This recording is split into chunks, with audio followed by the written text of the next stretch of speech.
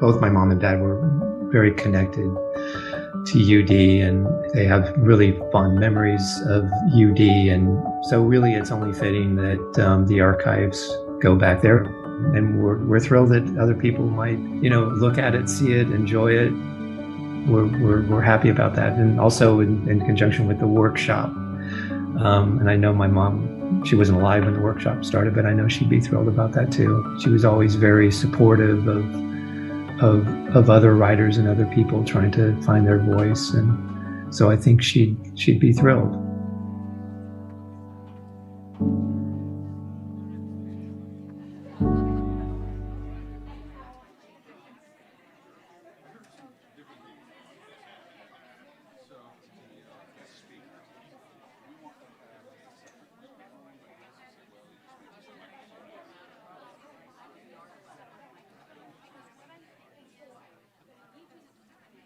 Recently, a national magazine devoted an entire page to the definition of laughter. And the consensus is laughter is indefinable. Actually, laughter is a very personal thing. I mean, one man's hysteria may well be another man's pain. Take children, for example. Please. Children laugh only at disaster. I mean, a head-on train collision on television just sends them rolling on the floor.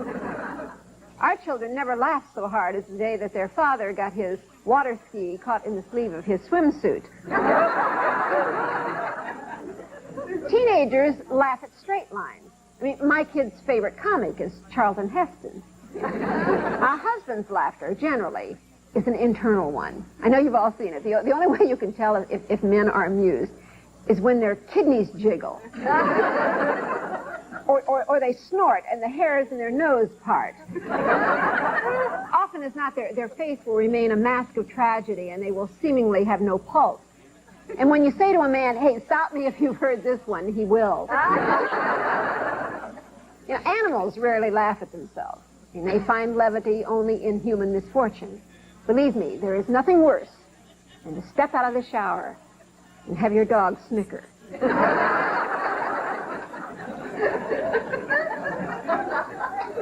I know, we used to have a hamster that laughed so hard when I made the bunk beds that he fell off his exercise wheel. And one day I moved his cage to the back of the commode. He eventually became paranoid from the flushing, and he barely smiled, let alone laughed. Now women, God bless them, they laugh when they can. It's an intricate part of their survival kit to get them through the day. I have seen women giggle at irregularities or become hysterical with one foot in a girdle and even laugh when they observe their 40th birthday. Of course, maybe it's best that laughter is indefinable. First thing you know, some pharmaceutical house would get the formula, they'd bottle it, they'd put a prohibitive price on it, and the people who needed it the most probably could never afford it.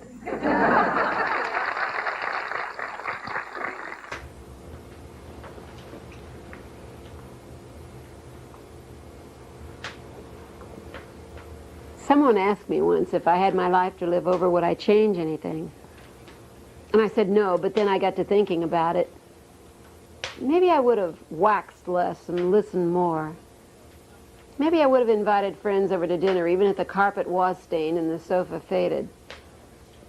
I'd probably have ridden in the car with the windows down and never worried about the wind mussing up my hair. I would have eaten popcorn in the good living room and worried less about the dirt when you lit the fireplace. For sure, I'd have taken the time to listen to my grandfather ramble about his youth instead of racing off to the store to pick up dessert. I know I would have burnt the candle that was sculptured like a rose, the one that melted in the attic last summer. I would have cried and laughed less while watching television and more while watching real life. And I would have shared more of the responsibility carried by my husband. Are we good to go? Okay, hello there. Welcome everyone to this celebration as we open the exhibit, Beyond the Byline, the Erma Bombeck Story. My name is Christina Schultz, and I'm the University Archivist. We are so proud to be the scholarly repository for the papers of our esteemed alumna, Erma Bombeck. It has been a joy for us in University Archives and Special Collections to work with these materials. This exhibit is a highlight of the work that has been done to make the Bombeck papers accessible to everyone. From this rich, multifaceted collection, decisions had to be made about what to share, and what you're looking at today in the gallery are just a sampling of all the treasures in this collection. Choosing what to exhibit was about as difficult as trying to choose your favorite child. Impossible. Everyone here knows Erma Bombeck was a national treasure, but not everyone today had the privilege of reading her new columns each week in the Journal-Herald newspaper like I did. One fan whose letter appears in one of the display cases captures it well. I am a regular reader, and your column is a real day brightener. As we've introduced Gen Z to our beloved humorists through our co-curricular activity this past week, and a number of students have already completed it, they're surprised at the level of her fame and influence. To put it in a modern context, Erma Bombeck is like the OG of viral content. She was the first humorist to be liked and shared on social media, which at that time was the US Postal Service and the refrigerator door.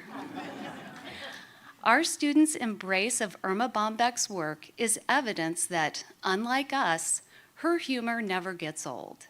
And while they laugh, our students are gaining valuable lessons in information literacy and primary sources, and you can too. Now let's get to our program. First, I'd like to thank the Bombeck family and Stuart and Mimi Rose, whose gifts helped to make this exhibit possible. We are so grateful.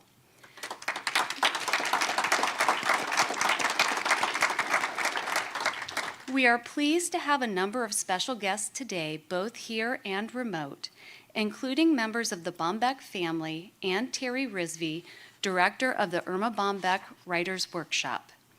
Tonight, we will hear from UD President Eric Spina, Matt Bombeck, Betsy Bombeck, and our featured speaker, Gina Barreca.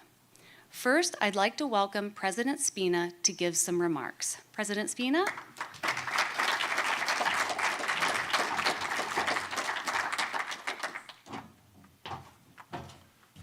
How about a special round of applause for Christine and her team that made this all happen. So I had my own warm welcome to the Bombeck family. It's great to have you back home, and to all of Erma's friends, many in the room and some streaming. So welcome everyone. The thing that all of Erma's family and friends really understand is the power of humor in our lives. And humor is indeed a superpower. When humor goes, Erma famously wrote, there goes civilization. So thank all of you for helping to save the world. When I became UD's president nearly 8 years ago, I remember driving up Erma Bombeck Way, some people call it Brown Street, and walking past her historical marker on my way to my office at St. Mary's. And I'd known that Erma Bombeck was a Dayton presence, but I didn't know literally I'd be driving down her road every day and walking past her sign every day. Then I became steeped in Erma when I began working with Terry Risby, and learned really about the immense popularity of the Erma Bombeck Writers Workshop, which we know has influenced thousands of writers over the years, and has introduced Erma's timeless wit and wisdom to new generations of UD students. And all I have to say is thank God for Terry Risby. How about a round of applause for Terry? She keeps the spirit of Erma alive every single day, and not just alive, but truly vibrant. At the height of her fame, Erma's columns hung on refrigerator doors across America, including my house, 153 Windermere, Buffalo, New York. But she'll always be a treasure to her hometown and to her university, the University of Dayton. That's why it's so fitting that her collection is housed here on campus, where she first heard the words, "You can write." Thank you. from Brother Tom Price, her English professor. On behalf of her grateful alma mater, we're thrilled to showcase a sampling of her work, and as the Bombeck family knows, only a sampling of her work in the thoughtfully curated exhibit downstairs. The larger collection housed in our archives is available for scholars, writers, students, and Erma's enormous legion of fans to view.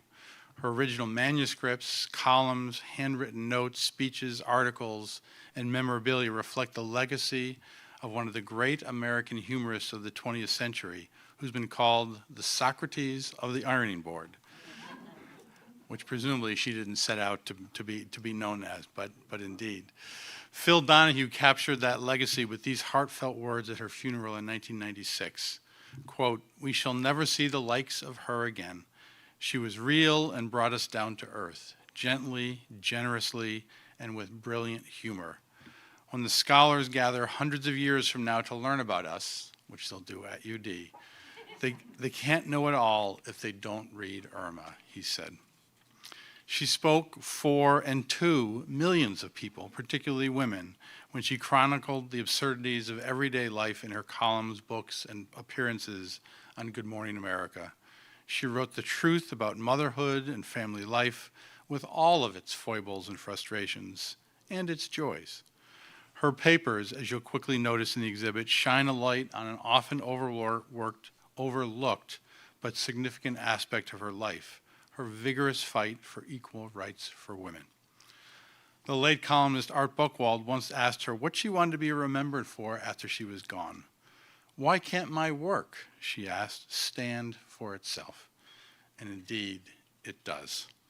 With this exhibit and the housing of her larger collection in UD's archives, Erma Bombeck writes the final chapter, gets the final word.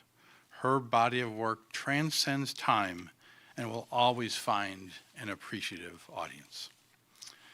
Before I turn the microphone over to Matt Bombeck, Erma's son, I'd like to offer a special thanks to Norma Bourne, Erma's assistant, who's in the virtual audience tonight. She carefully cataloged much of the collection. Matt and his wife Jackie spent countless hours packing the boxes, tracking down additional material, and digitizing hundreds of photographs. It was, for these folks, truly a labor of love. Erma's humor and humanity live on because of your hard work and because of your love. Thank you all. And Matt, please come forward.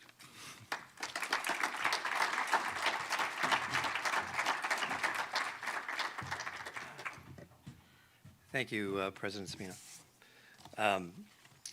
Betsy and I had an opportunity today to look at the presentation, and it's just wonderful. It's just how you manage to distill 80 to 100 boxes of manuscripts and pictures and all kinds of things into a journey and into a story is just really remarkable. So it's really exciting to finally see this project come to fruition. I know it's still a work in progress, but that you've come this far is really amazing. We are so appreciative of it. My mom and dad were really grateful for the education and the encouragement that they got from the University of Dayton, and that led to a lifelong relationship that they had with the university, with Brother Fitz and eventually the Writers' Workshop and now the archives. So as President Spina said, it's only fitting that her life and her work are here, home at the University of Dayton. On behalf of my brother Andy, and who couldn't be here tonight, but my sister Betsy, I do want to acknowledge some people who helped us get to this place. Kathy Webb, thank you, the Dean of University Libraries, who thank you for your patience. I know we almost outlived your retirement, but not quite. Archivist Christina Schultz, who came out to Phoenix and coordinated all of this, and just has done a remarkable job. Thank you. Katie Jarrett, Richard Sackley, who is also a video archivist. He couldn't be here tonight, but he's in California, and he tracked down hours of hard-to-find talk shows and Johnny Carson appearances and video recordings, all the GMA, radio programs, stuff that's really difficult to find 50, 60 years ago. So he tracked a lot of that down. So thank you, Richard, for doing that. And all of that is in the archives. As President Spina pointed out, Norma Bourne, we want to acknowledge her as well, who was my mom's assistant for 16 years and beyond, and is really a part of our family, whether she wants to be or not. If it wasn't for Norma, we'd be still looking in cabinets and storage bins. My wife, Jackie, for doing a lot of the heavy lifting, literally. Hope her back is doing okay. Our dad, Bill Bombeck, who is no longer with us, who was, of course, the saver in the family. Every family has one. Who saved just about everything you can imagine. Christina, we still have the dog's vaccination records from 1964. If you want them, you can pass on them if you'd like. Just as a note to all of us out there, don't save your junior high, grades if they're not that impressive. So, yeah, they're only going to confuse your kids. So. But he was not only a great husband and a great father, but for 22 years after my mom passed away, he was a really good steward for my mom's legacy, and we appreciate that. I also just want to acknowledge my mother's mother, Erma Harris, our grandmother, who you'll see in the archives, hopefully, that she made a lot of these scrapbooks and just sort of lovingly made of my mom's early writings. And it's really a treat to see. I mean, the truth be told, she really wanted Shirley Temple, but she got Erma Bombeck instead. But I think she was happy in the long run. I think my mom had a much longer career as a writer than she would have as a tap dancer. And lastly, Terry Rizvi, who has been a champion not just for our mom's legacy, but for humor writers across the country. And that is not just a fun job, should be a public service these days. We really need humor writers. And it would really make my mom proud to know that her legacy and that the Writers' Workshop has continued, and that you're helping writers find their unique voice and find the humor, and she would be all about that. Terry had asked me to reflect on how my mom would have felt about all of this and how our family feels about it. Honestly, our mom was not one to really look back. She was not really talk about the past that much. She was always looking forward, always looking to the next project. One of my, I'm sure it's Betsy's too, one of our favorite quotes is, seize the day, remember all those women on the Titanic who waved off the dessert tray. And that was really her. I think,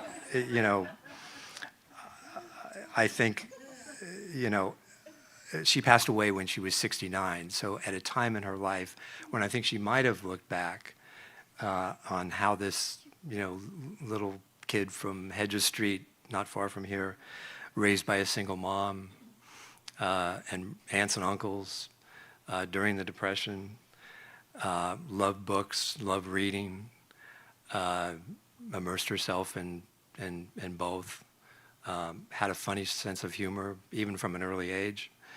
How she managed to somehow find success. And I think now that we have the archives, I hope that may give us some insight into that.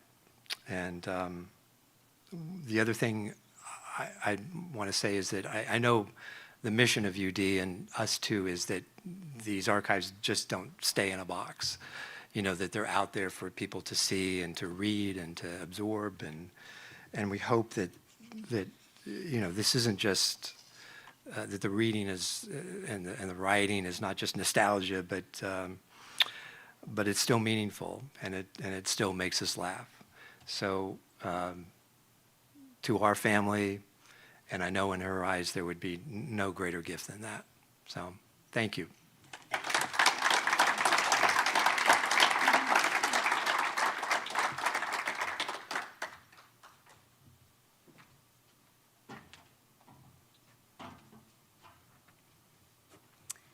Thank you, Matt. Now it gives me great pleasure to welcome the best-selling author, humorist, feminist theorist, and longtime Erma Bombeck Writers Workshop faculty member, Gina Barreca, whom the Pulitzer Prize-winning columnist Dave Barry says is very, very funny for a woman. She holds the Board of Trustees Distinguished Professorship in English at the University of Connecticut and has published almost 20 books, both scholarly and popular, among which are titles such as Babes in Boyland, A Personal History of Coeducation in the Ivy League, and If You Lean In, Will Men Just Look Down Your Blouse? Her latest books are part of a series called Fast Women. These include Fast Funny Women, Fast Fierce Women, and Fast Fallen Women. On that note, let's get her to the podium fast. Ladies and gentlemen, Gina Barreca.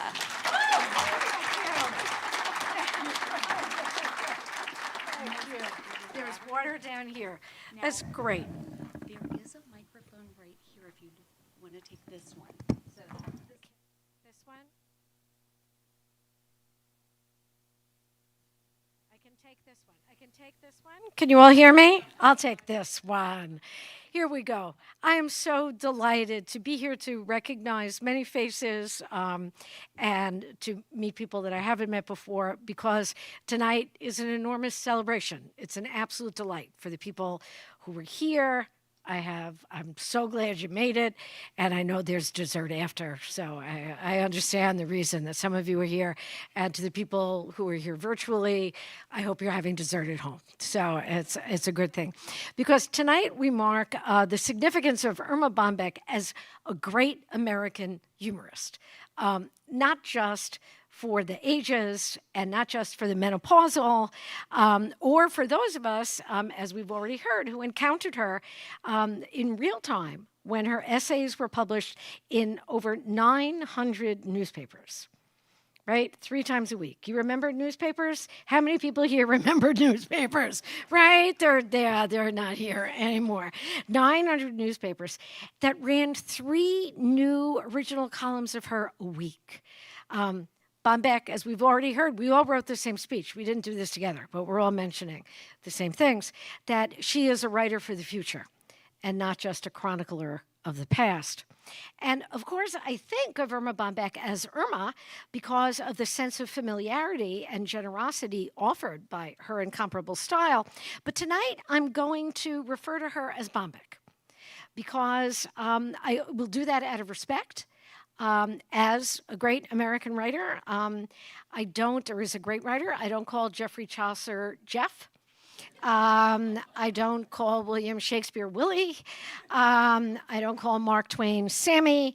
And I don't call Jane Austen, lunch with the Jane Austen scholar, I don't call Jane Austen Jane.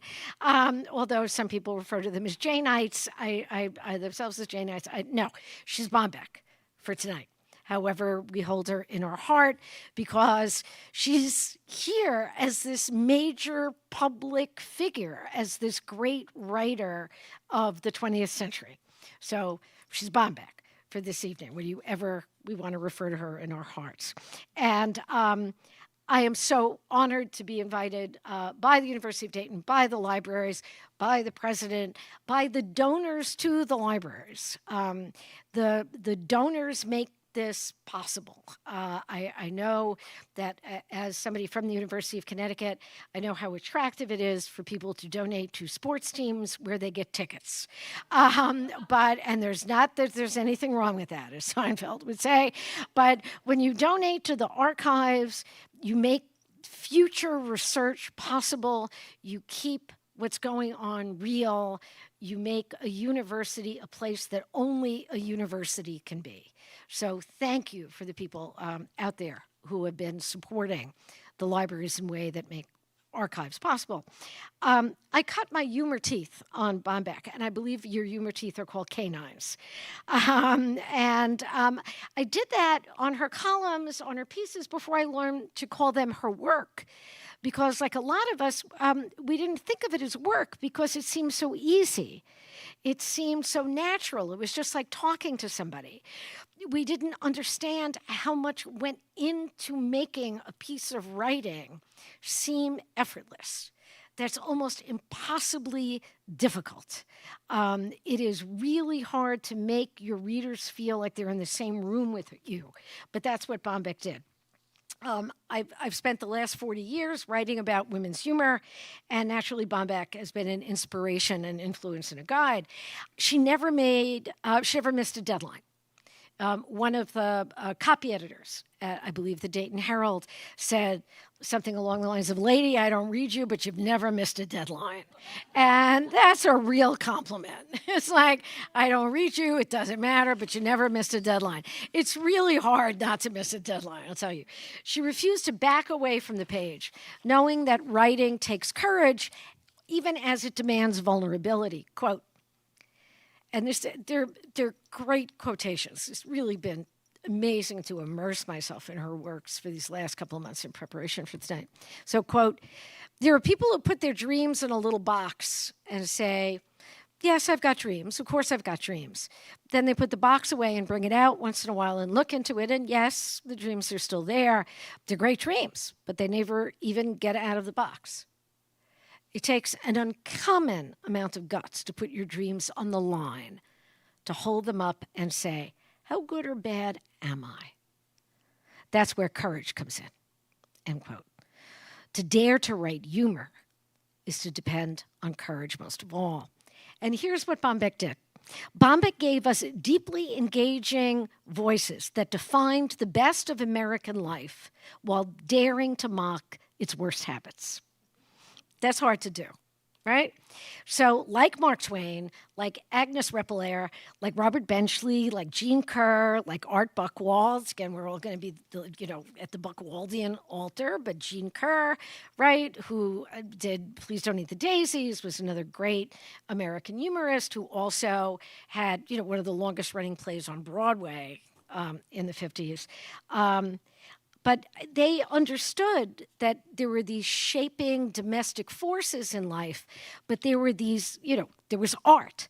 And in fact, what they were making was art, even though they sort of called it by another name, right?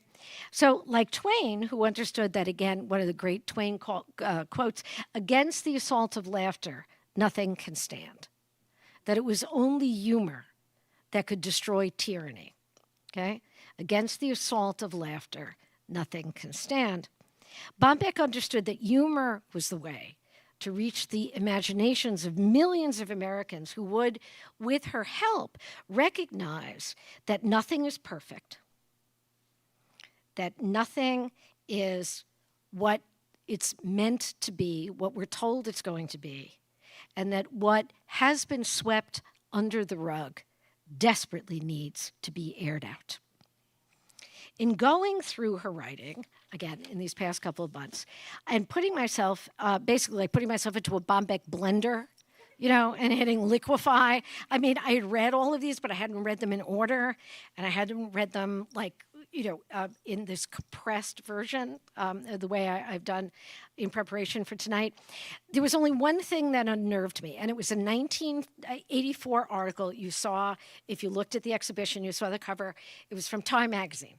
Okay, 1984 Time magazine article written by a guy named John Scow, not John Snow. I went to look him up, and every time I typed in John Scow, S-K-O-W, Jon Snow came up from Game of Thrones. And I was like, yeah, I'd love to hit that, but I am not in so many ways. But I would love, sorry, I could edit that out, but I would love, but Jon Scow, and if I did find the correct image of this writer, he looked like Uncle Junior from The Sopranos, Dominic Chianese, who I love and know, but he was less attractive. of. And so I just want to give you a context for the man who writes the next statement, which is the only part that unnerved me about Bombeck's life. So this male correspondent passed along the news that in a piece called Erma Bombeck, where he describes her as follows. She is a good-looking, brown-haired woman, although the hair color varies according to whim, who is, if not gaunt, at least acceptably trim. Close quote. Acceptably trim? Okay, can I let that hit you for a minute? Acceptably trim? What's the rate of acceptance, okay? I mean, what does the application form look like? I'm trim? What does this mean? I've always trusted, you see, it's the only time I felt betrayed. Because I had always trusted Bombeck's comments about issues concerning her weight. I believed her when she did the line, seize the moment, as we heard, seize the moment. Just remember the women on the Titanic who passed up the dessert cart. I have that over my computer, okay? And in fact, in spending time with the archives today, it really was amazing. But I found the original note was on the back of another piece of paper. Like she wrote on the back, as we all do, she writes on scraps. And because you can't let anything go, if you don't capture it, that moment, it's gone. Because you think you'll remember, but what you'll remember is the idea. And you can't remember the idea. You have to remember exactly the words in the order that you thought them to make them funny. That's what funny is about. Where she wrote Titanic dessert cart. And that's it. It's just the words, Titanic dessert cart. And then she wrote underneath, right now. Like she wanted to make sure that she went and did the column with that as soon as the note came to her. And that was an amazing thing to see that, okay? So, I'd always trusted her with that. But there's John Scow telling me that she is 5'2" and weighs 127 pounds. I'm 5'2".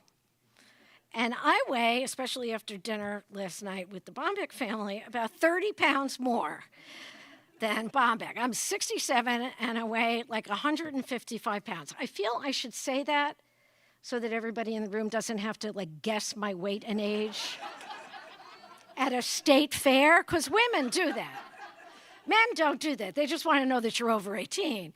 But women look at other women behind a mic and go, how old this is, right? And if I say, well, I graduated from college in 1979, I see women doing the math in their head. Well, did she graduate early? But this was the thing, and they're doing that. And it's really, it's just easier to say, you don't have to get your calculators out, your cell phones. So I'm looking and I'm going, wait, she was 5'2", and I thought that's not fair, because I had always believed her when she said, for example, that when her husband Bill asked her why she was sitting cross-legged on the couch, and she replied, "I'm not sitting cross-legged; those are my hips." I thought she was telling the truth. I believed her when she said that the last person who saw her in a pleated skirt went blind. When she wrote, quote, "After marriage, I added 30 pounds in 9 months, which seemed to indicate I was either pregnant or going heavy on the gravy," I thought, okay, I got this. This is fabulous. When Bombeck commented about one of her friends, I'd owned bigger pets than Helen, I knew what she meant. I was like, okay, thank you. I'm so glad you said it, because I also thought that Bombeck and I understood each other when she mentioned that, the Statue of Liberty could drop a few pounds. Okay, she's tall, 151 feet, and she disguises her weight by wearing a caftan. But she weighs 45,000 pounds. According to insurance charts, she should drop off at about 35,000 pounds. And it's not easy. I mean, how many of us have said, I'm going to lose that extra 10,000 pounds by Christmas? I mean, Apart from the trim remark, which again, we have to understand was not her own, but a way for this Time writer to quite literally bring her down to size, every other detail I learned about Bombeck over these last few months in writing that she did about her own life and in writing that others did about her has only taught me to respect her more, admire her more, and to love her more. Back in 1979, Bombeck had already taught me in Aunt Irma's Cope book, and I still have my original version of Aunt Irma's Cope book, quote, "You don't find happiness. It finds you." And that was a pretty profound statement. 1979 was the year I graduated from college. That's why I had to tell you my age, so you wouldn't do the math. I was reading Bombeck alongside Kafka, Plath, and Bukowski. And boy, do I wish that the four of them could have been on a Phil Donahue show, really talking about. But the other three were not really like the happiness people. They were not talking about how you could find humor in life as a way to survive. It was as if tragedy, and certainly in my time in college, my time in education, my time in reading literature, the way literature was presented, it was as tragedy was the big character and comedy was like the squirrely sidekick, okay?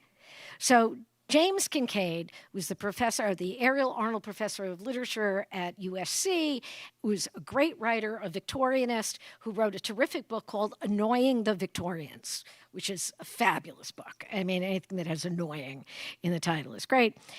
Put it this way. Quote, "By coupling tragedy with the sublime and aligning comedy with the mundane, the quotidian, and the material, we manage to muffle, even erase, the most powerful narratives of illumination and liberation we have. With comedy, nothing is sacrificed and nothing is lost." Nothing is sacrificed and nothing is lost. Bombeck put it this way: anybody can bring out your tears. That's a piece of cake. It's 20 times as easy, make that 50, to make people cry rather than to laugh, right? So humor is hard. You can fake being serious. You cannot fake being funny, right? I mean, that's really, you want to talk about what's easy and what's hard. You cannot fake being funny, right? And Bombeck knew that laughter was not always a carefree, joyful noise that you make unto the Lord either. Bombeck was quoted, this is one of my favorite quotes, this is one of the new ones that I came across in an interview, that said, "I never laugh when I pray. That's God's turn." Because she herself could not believe, and I quote, that people look into the mirror that reflects their actions and their behavior and keep a straight face. That's a great line, right? And Bombeck's relationship to God, I am a recovering Catholic. It's like, for me, there should be a step program. I can't do it the way that other people do it, but I can't be anything else. It's the only way I can identify myself, and it's just, that's the way it goes. But I have great faith in other people's faith. I do faith. I think that there are people who have like an express mail number to heaven, so I send them to do stuff for me when necessary. I can't, But Bombeck's relationship to God was as complicated as her relationship to like pretty much everybody else.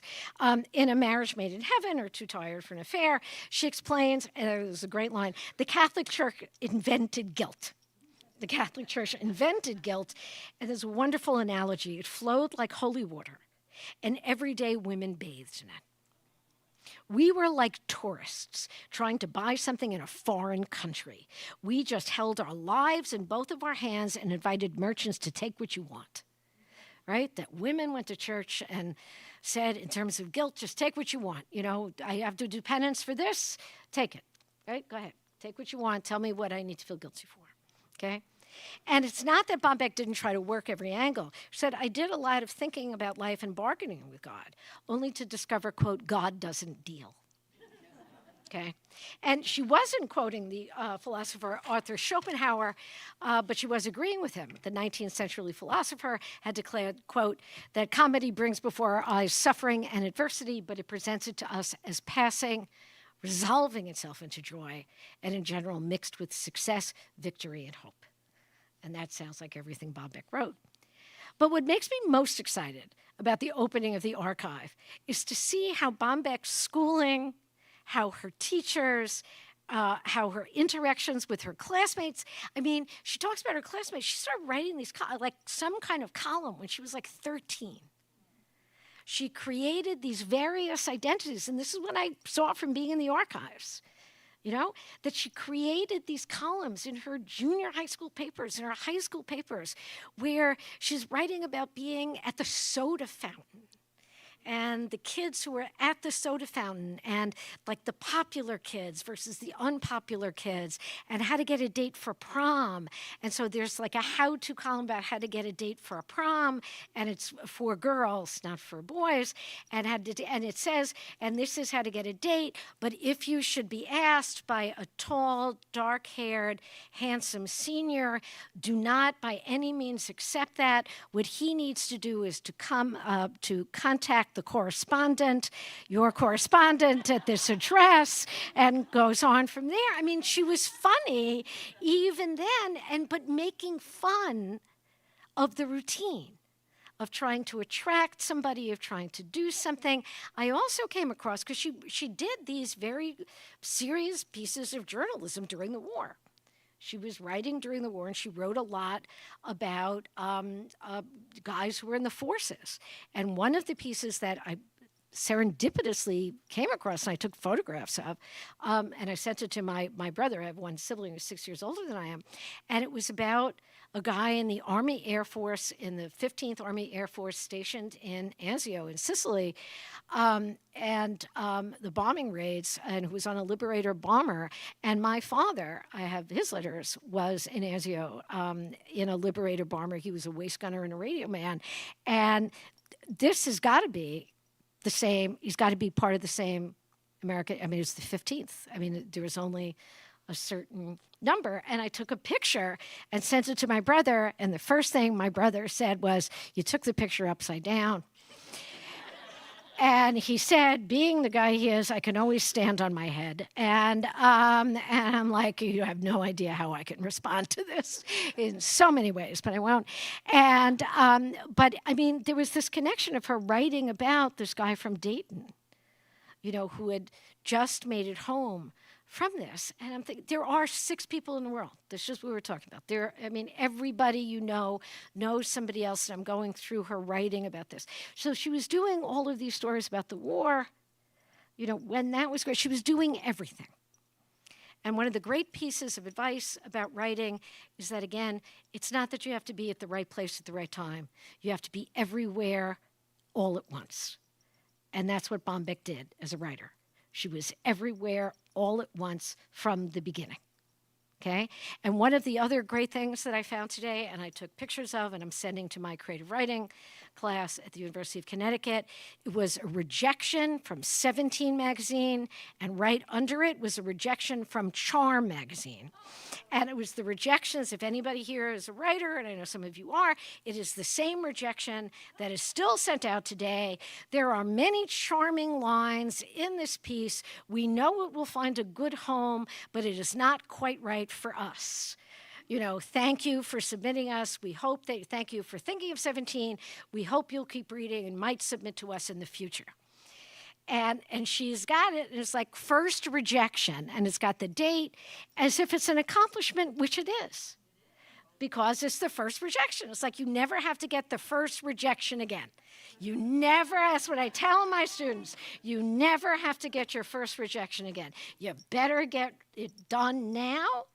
It's like getting measles early. You build up an immunity to it. You can't wait, okay? You can't wait. So the archives will allow generations of readers and writers to research how Bombeck became an enthusiastic feminist. That is one of the big things that these boxes let us see and let us trace. And there is a lot already available when you read her work, but it was amazing to see all of this. One of the pieces that I found today was a typed card that she clearly used for a speech to introduce Liz Carpenter, right? I'll talk about this for a minute. So Bombeck became an enthusiastic feminist and supporter, what I would call a feminist. I define feminist as somebody who does not see a woman as a way for a man to make another man. Okay? As long as that's not how you define woman, you're a feminist. There's no dress code. There's no other equivalency. It's just like if you're sort of using cutlery to eat your food and, you're awake at least 6 hours a day and you believe women are human beings, then pretty much I'm going to assume you're a feminist because I give people the benefit of the doubt. So that's what I'm doing. So, but she was a supporter of the Equal Rights Amendment, campaigning alongside Texas Governor Ann Richards, who was a PIP, if you know anything about Ann Richards, and political activist Liz Carpenter for the rights for all women.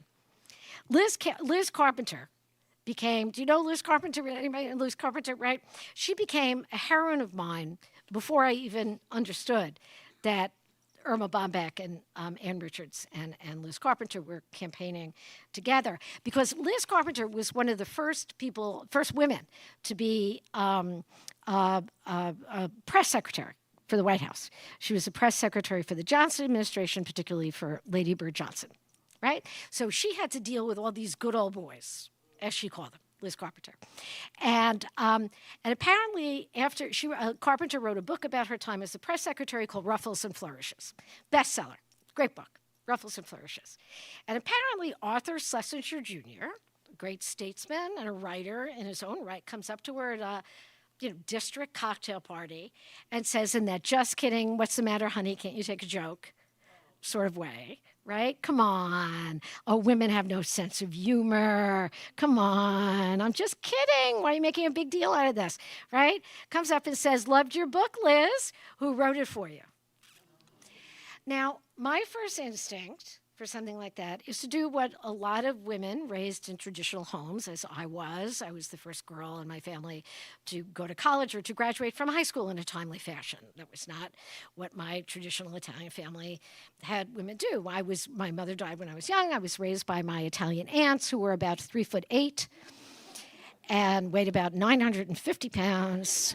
And all wore floral print dresses at all times, so they looked like ottomans scattered around. All that was missing was the button on the top of the head. That was it. It was like they were on casters. They moved easily around the room. They were tufted. It was very nice. So it was not. And so from somebody who felt like she worked hard to go to school, go to college, all the rest of it, somebody comes up and says, who wrote your book? I don't understand how you could try to undermine what I've spent so much time doing, and you do that. And your voice goes up so high that only bats can hear you, right? And so it's not an effective rhetorical strategy. Or you just say, talk to my attorney, right? That's more recent. But instead, what makes her my hero is that Liz Carpenter, when Arthur Schlesinger Jr. says, loved your book, Liz, who wrote it for you, says, glad you liked it, Arthur, who read it to you. And that's just, baby, that's the answer. That says, you want to play? We're going to play, right? We're going to play. You're throwing this sort of medicine ball that weighs 80 pounds in my direction. I am hitting it like a volleyball back into your court, right? This is what I am doing. I'm not putting this into my bag and carrying this around with me. Right? And we were talking about that women carry in our bags everything we might need to start life in a new state, right? Where men carry a 20 and a credit card, right? I mean, not everybody, but we're talking about the use of man bags. It was part of a conversation we had recently. And that women, if we opened our bags, if you go up to most women and say, do you have aspirin? Do you have a Band-Aid? Women will open their bags and go, I have aspirin, I have Advil, I have Aleve. Is it allergy related? I have Sudafed, I have Actifed. If you ask if they have a Band-Aid, do you need latex free?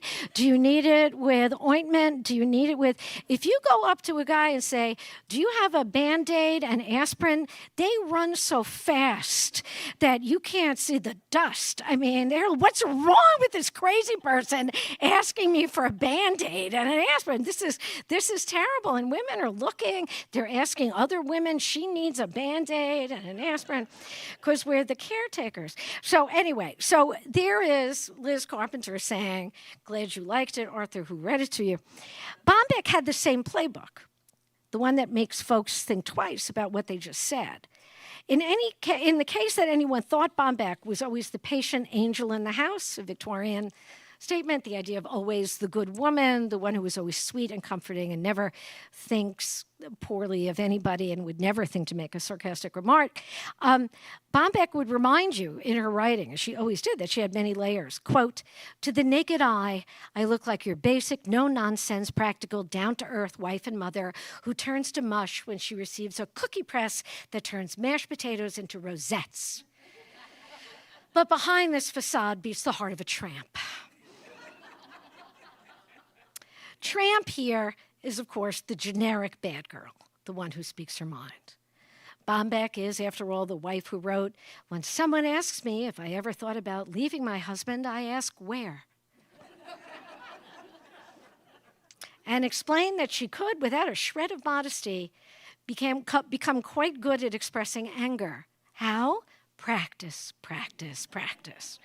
Bombeck breaks taboos and boundaries about the definition of a good woman in everything she ever wrote and refuses to see this difference, this departure from being a good woman as a disgrace, as a sin, or a cause for shame, or for that matter, as unusual.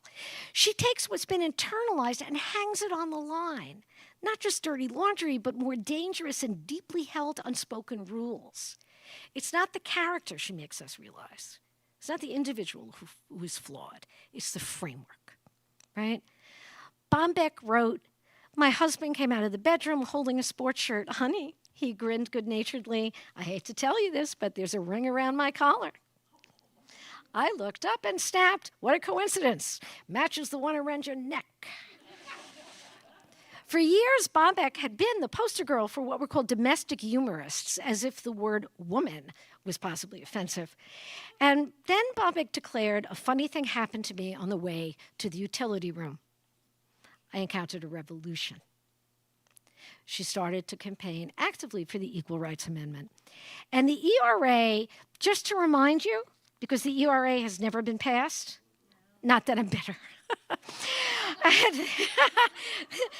Really, because why would I be? The ERA reads in its entirety, so take a deep breath. The ERA reads in its entirety, quote, equality of rights under the law shall not be denied or abridged by the United States or by any state on account of sex. End. That's it. That's the entire Equal Rights Amendment. That's all they have been unable to pass. That's it. That's the subversive document. Equality of rights under the law shall not be denied or abridged. That's the whole thing. And Bombeck says the Equal Rights Amendment are the most understood words since one size fits all, which she points out is an incomplete sentence. One size fits all is an incomplete sentence. Bombeck's relationship with feminism was almost as complicated as his relationship with the Catholic Church, and is informed by fundamentally the same emotion, which is guilt. Bombeck went to see Betty Friedan speak about the feminine mystique, bought the book, and, quote, read every word of it. She said, I found myself defending my life, maybe because I felt frightened by the changes Friedan proposed. In 1963, let me remind you, Friedan wrote, quote, I heard a mother of four having coffee with four other mothers in a suburban development 15 miles from New York say in a tone of quiet desperation, the problem. And others knew, without words, that she was not talking about the problem with her husband or her children or her home. Suddenly they realized we all shared the same problem, the problem that has no name. Bombeck resented Friedan's humorlessness and wrote about going out to lunch with her girlfriends after seeing Friedan. I think she presented at the Dayton Town Hall. And the gauntlet, however, that Friedan threw down is one that Bombeck picked up. There might not be a name, but there were stories, and Bombeck would write them. Creating humor from the thing that has no name, as Friedan called it, makes it something that can be faced collectively. It's not just a vague and unspeakable despair, but a series of personal experience. Bombeck captured and then gave us access to stories that dealt with the details of life, stories about breakdowns, about falling apart, about disappointment, because these are the stories that last. They're all truths of our lives. Our lives are not perfect, she tells us, but they've all we got. So what are women's options? According to Wit's End, she complains, a woman, if she's neurotic, if she complains, she's neurotic. If she doesn't, she's stupid. If she stays home with the children, she's a boring clod who's overprotective and will cling to her children until they are 48. If she leaves her home to work, she is selfish, ambitious, and her children will write dirty words in nice places. But Bombeck, what she's really doing is mocking the prissy, fussy, smug, self-righteous world, right? And through her observations of the ordinary, we recognize what she's doing it with is comic genius. What had previously been dismissed as trivial feminine obsessions were exposed by Bombeck as inconsistencies in the scripts handed to women, which were filled by hypocrisies and competing impossible demands. Bombeck sold millions and millions and millions of books. She made regular appearances on television. She lectured around the world. People fell in love with her. These boxes in the archives are filled with love letters. There are guys, one or two, were like, oh, if I met you when we were younger. But most of them are from women saying, I love you. You brightened my day. You kept me going. Here's my story. How come you get to be funny when I'm just mean? That was one of the ones that I saw. And I thought, oh, God, how come you get to be funny when I'm just mean? Okay? And they not only wanted to be in her company, they wanted to be her. And Bombeck challenged other women, other readers, to be part of a world that valued women who outgrew their training bras. I'm almost done, but you got to hear this. She wrote, Margaret Mitchell, this is Bombeck. Margaret Mitchell won the Pulitzer Prize for Fiction for Gone with the Wind in 1937. She was 37 years old. Margaret Chase Smith was elected to the Senate for the first time in 1948 at the age of 49. Ruth Gordon picked up her first Oscar in 1968 for Rosemary's Baby. She was 72. Billie Jean King took the Battle of Women's Worth to a tennis court in Houston's Astrodome and outplayed Bobby Riggs at 31. Grandma Moses began painting at 76. Anne Morrow Lindbergh followed in the shadow of her husband until she began to question the meaning of existence and published her thoughts in Gift from the Sea in 1955. She was 49. Shirley Temple Black, again, somebody's got to do a whole book on Shirley Temple Black and Erma Bombeck. It's a book to be written. Shirley Temple Black was ambassador to Ghana at age 47. Golda Meir in 1969 was elected Prime Minister of Israel. She had just turned 31. This summer, Barbara Jordan was given official duties as the speaker at the Democratic National Convention. She's 40 years old. You can tell yourself these people started out exceptional. You can tell yourself that they had achieved influence before they even started. You can tell yourself the conditions under which they achieved were different from yours, or you can be like a woman I knew who sat at her kitchen window year after year and watched everyone else do it and then said to herself, it's my turn. I was 37 years old at the time. Obviously, that's Bombeck talking about herself. So everything about Bombeck is in the details. And an archive as beautifully assembled as this is a little bit like a shrine, but it's way better. Okay? We're not looking for proof she existed, right? And we don't need to see evidence of her miracles, because every time you read one of her columns, you have evidence of her healing abilities. We don't need to find anything else. But what an archive is a source of enlightenment and a place to remind ourselves of the power of the written word. Brenda Murphy, hi Brenda, a colleague of mine from the University of Connecticut and a dear friend who happens to be a 1971 graduate of the University of Dayton and a supporter of the libraries, who is a Tennessee Williams Scholar, a Eugene O'Neill Scholar, David Mamet Scholar, and a writer of historical novels, said this about archives. No matter how intimately you think you know a writer, there's something visceral that happens when you hold in your hand a piece of paper that is covered with their words as they first wrote them, especially if they're scribbled and marked up. When I was working through a manuscript of Williams at the University of Texas and a couple of scraps of paper that had scribbled notes on them fluttered to the floor, it was like a message from Tennessee. I have to say I was sorely tempted to pocket one of the scraps. I did not, but I was tempted. I understand the proprietary impulse. Let's just say if I could have fit Bombeck's typewriter into my purse, I would have it on me right now. But instead, and all for the better, everything in the archives is available to everyone. And even if she was only 5'2", I look up to Erma Bombeck as if she was the Statue of Liberty. And Bombeck did say a version of "Give me you're tired and you're poor," and she made it funny. She offered comfort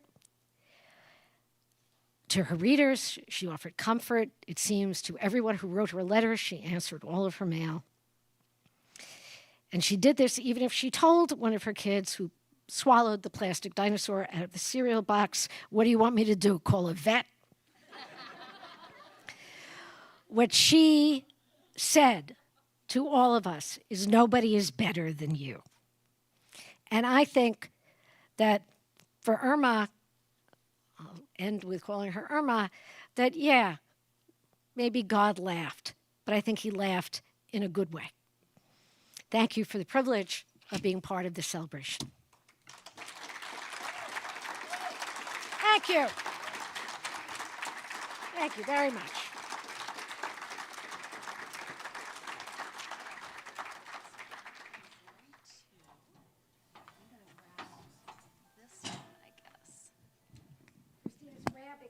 Yes, I'm grabbing something.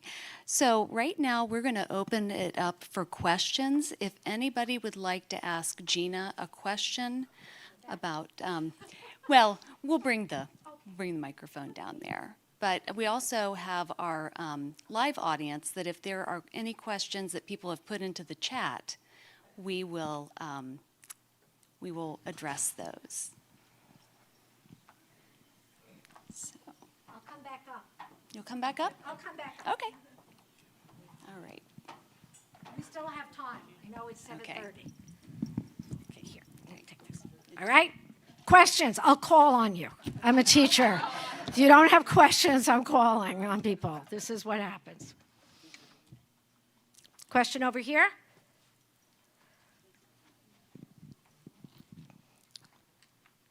Hi. Hi. We have a question from our live stream audience. Well, live stream. There's been 75 people joining us virtually, Oh, so good. crowd. The question is, do we know what Erma's favorite memory of UD is? What a good question. She seemed to love her time here, as everybody, again, I'm not shilling for the place. But she really did, because she went to the University of Ohio, right? First. Ohio University first, and did not feel comfortable there, did not feel successful there, and then came to the University of Dayton, where again famously we all did the liturgy, where Father Tom said, or Brother Tom said, "You can write," and clearly she had always been a writer, and the idea, they missed their opportunity in making her feel as if she belonged. But she was a student who put herself through school, as many of us, I bet, in this audience have done, who did not feel as if she had the luxury of not working while she was a full-time student. And she seemed to always feel as if Dayton supported her. And she, I think, felt very at home here in a way that she didn't in the rest of, her education. Even her high school stuff seemed as if there were tensions in terms of the groups, the competing groups, where Dayton seemed to be a much more welcoming place for her and encouraging in terms of her writing. I don't have a favorite memory. I didn't come across that. I have a question. Bonnie Jean. That's me. Yes. So one of the things I absolutely adore about Erma is her humor has heart. And I feel like the evolution of humor that we've seen with the age of social media has been biting and sarcastic. How do you feel in service to the future humorists? How do we bring that heart back so it can be humor with a goal of moving civilization forward with camaraderie and not cutting each other down? What a great question. This is from somebody who is a columnist, who is a writer, who has been part of the Erma Bombeck workshop that we've heard about often and with the applause that it deserves. I think that is right, because it's easy. It is easy. Again, in the way that it's easy to make people cry, it's easy to make somebody feel, the easiest thing in the world is to make somebody feel bad. I mean, to really zero in on somebody's weakness, to find the soft spot in somebody's makeup, and to send something right to it is why bother? It's too simple. But to write humor, again, with compassion, that will open things, that will allow for discussion, is much more difficult. And I think that one of the great things about the archives was to see, again, how her humor came from just like, this is what I saw, this is what I read. She's got all of these clippings from newspapers, from magazines, bits of conversation that she wrote down. To write humor, you don't need to invent. You just need to pay attention, right? You don't need to make anything up. What she talks about is the exaggeration that humor does, the hyperbole. So you get something real and you push it a little bit. You invite, what was talking to the Bombeck family, and that, you have a conversation that didn't quite exist that you attribute to the family, but it allows you to say what you really want to say. I mean, she probably didn't say, what do you want me to do, call a vet? But it's like, I swallowed the dinosaur. It's like, that sounds like there was some truth in it. And then you want to say, I wish I had thought. She wrote down what she wished everybody had thought, but she carries the weight of it. She doesn't make it to somebody else. So she did have a line that I haven't seen in a column, or not a column that I remember, and I've, again, worked really hard to remember things, that where she said, how come my kids remember the names of drummers but not my birthday? And I thought that is absolutely just something that you write down. It's like, I could say that to everybody I know. You remember whatever. And I mean, but it's just, again, it's writing it down. It's taking it down. And so that, again, I mean, I'm looking at, what's written, stenciled onto the poles here is gathering place. That her kind of humor gathers people together as opposed to polarizing them. She did not take sides. And even when she's writing the political stuff, when she's writing, her beef with Friedan was that Friedan was not inclusive enough, that she didn't allow women who wanted to be homemakers to be part of this movement, that she wanted ordinary people, not just a sort of coastal elite, as we would now call it, or something, but to see this as their issue, but for everybody. To see this for men as well as women, to see that equality under the law should not be a divisive proposition. Who wouldn't want that? And that's what she was saying. And so it was like, not to make a big deal out of it and say, do you want to fight about this? But for the moment, when you can get somebody to laugh with you, even if they're on the other side, or almost especially if they're on the other side of an issue, for that minute when you're laughing together, you're standing on the same turf, right? You are together in the same turf. And that is, even if you disagree about something, but for that moment, there's a consensus. And it comes out from this visceral place. It comes out from the heart. It comes out from the sternum. It comes out from the soul. But that's a risk. And I always say, I'm giving a talk, one of my graduate students said, well, do you think people will laugh? I say, I hope they're going to laugh, because I'm mostly telling her stories and she's funny. And if people don't laugh, then I'm clearly doing them a disservice. But she said, what happens if people don't laugh? And I said, if people don't laugh, what I haven't made is a mistake. What I've made is a good beginning. You know, that's all you can do. You can just try to make a beginning. If somebody, you know, as far as when I get up and talk about my own stuff, if there's not somebody at the back who's not pissed off, like usually with a hunting cap and a, you know, but I mean, if there's not somebody who's mad, I haven't done my job. It's like, you know, it's okay. But there's somebody who's there, but he laughed once. You want to get everybody to get it once, and that's fine. And it's going to be okay. But Erma brought everybody in. So it's a great question, Bonnie. And you do the same thing. And so does Amy Sherman, who sit next to you. There are all of these writers that I've met. Mindy, right? Mindy, who's been part of the Bombeck workshop. I mean, all of these emerging writers, or writers. I mean, they're writers, but they bring people together. And that's what humor at its best does. At its cheapest, it divides people. But it's worth it. The luxury of being able to work with good goods, with the real fabric is nice. Other questions? Yes? Thank you. It's another Bombeckian. Tell me, do you envision in the future AI giving us Erma Bombeck speaking on the issues of today? It's a great question. Thank you, Marcia. I actually had a section that I didn't read about, I really don't want a Bombeck hologram. I really don't I want the archive. I want to be able to read her handwriting and see, but I do not want, like, again, I think it was on, I don't know if it was on NPR or something, but students they want to hear Einstein lecture or to hear, whatever, Chaucer read, a hologram of this. And I'm like, no, this is reading. You need to learn how to read. This is the written word. I mean, infants learn how to speak. Reading is much older. In terms of about civilization, it's much older than, speaking is much older than reading. And to be able to read is to get things, to decode and to decipher and to get the layers of it. And that's what, I mean, in my work on different kinds of humor, I mean, there are jokes and there are stories. And the jokes, two blondes walk into a bar with a 12-inch pianist. Is bada bing, bada boom, there's a punchline, you're done. Women do not tell jokes. Women not only do not tell jokes, we ruin jokes for others.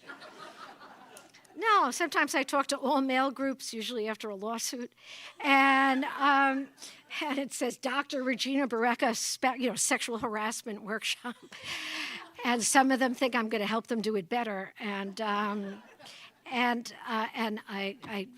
the easy part is to just explain these guys with their Mont Blancs in their pockets and say, the first thing to understand is that harassment is one word, harass is one word, and they write it out, and it's a different thing. But the idea is like, and I say, ask me what you want about women's humor, and they're like, my girlfriend ruins every joke. She remembers everything. She remembers every birthday. She remembers the name of my dog when I was a kid and we didn't know each other until we were 38. She remembers everything, but she can't remember a punchline to a joke we heard last night. And she will come up and say, Richie, tell that one about the shrimp. And I'll say, I can't because shrimp is the punchline. I can never tell that joke again. It's like, what's wrong with her? And I said, women don't tell jokes. Women tell stories, right? Women don't come up and say, bada bing, bada boom. They say, I was driving on the highway and there was some traffic and I thought, I should really get off at the next rest stop. I'm getting sort of tired and I want a cup of coffee. And other women come up and go, don't have coffee. You're menopausal. You can't, caffeine is bad. You're taking estrogen because you have a patch with, a patch on my ass and a song in my heart. That's what. Do you have that? Because you can't, if you're having estrogen and a patch, you really shouldn't do that. And other women are coming over, green tea.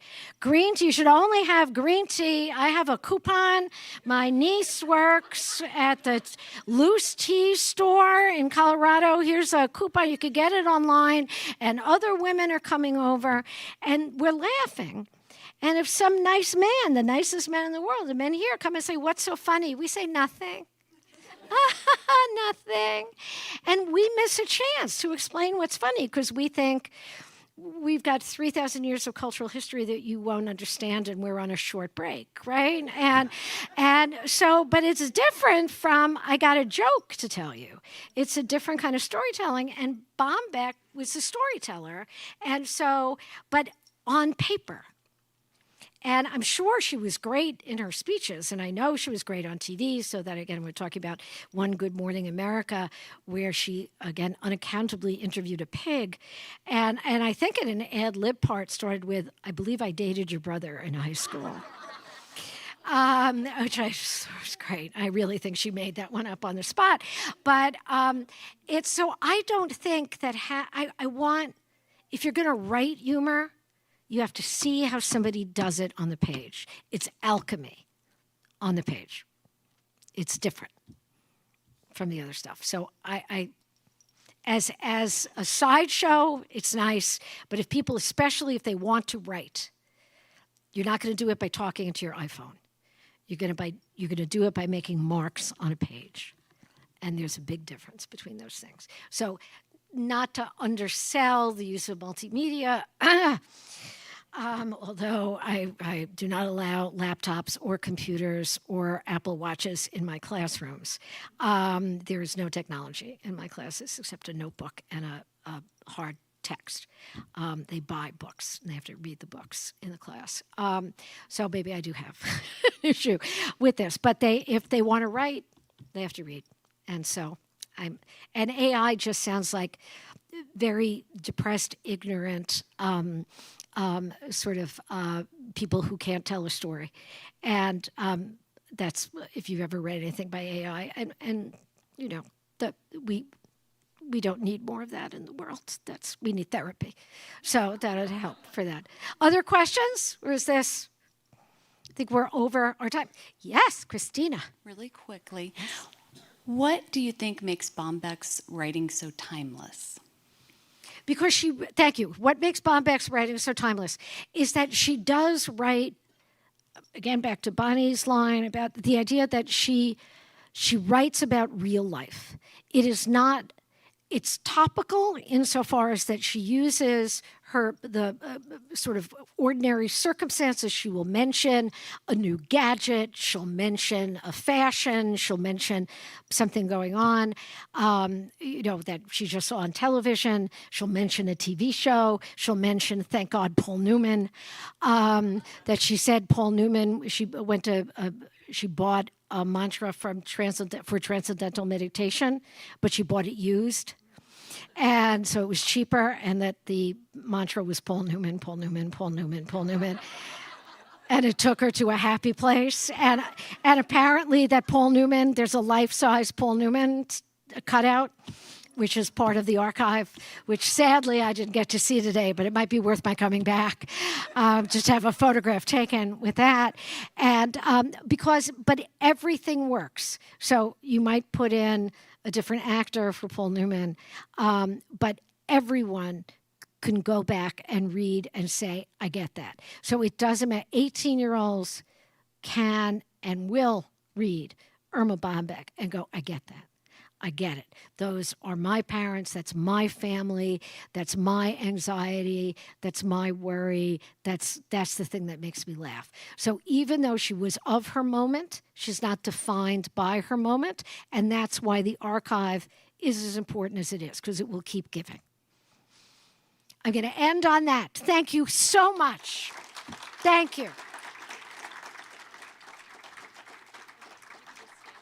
Stay right here for a minute. Do you mind joining us for a moment to present? I think so. We have a small token for you. Paul Newman?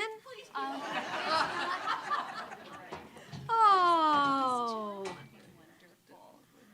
Oh, like Betsy's wearing the right colors for this. Oh, isn't that beautiful? Thank you.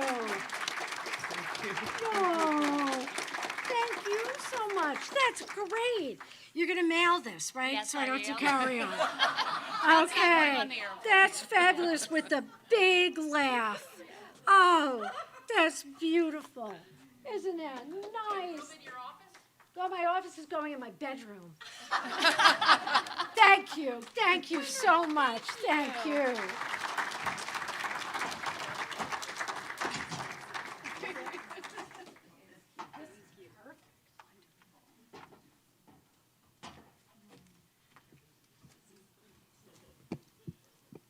Thank you to our audience at home and in person. Now I invite you to continue enjoying each other's company, partake of desserts inspired by Erma Bombeck's recipes, and enjoy the exhibit. For our online audience, the recipes are available to you at the link in the description. Thank you very much.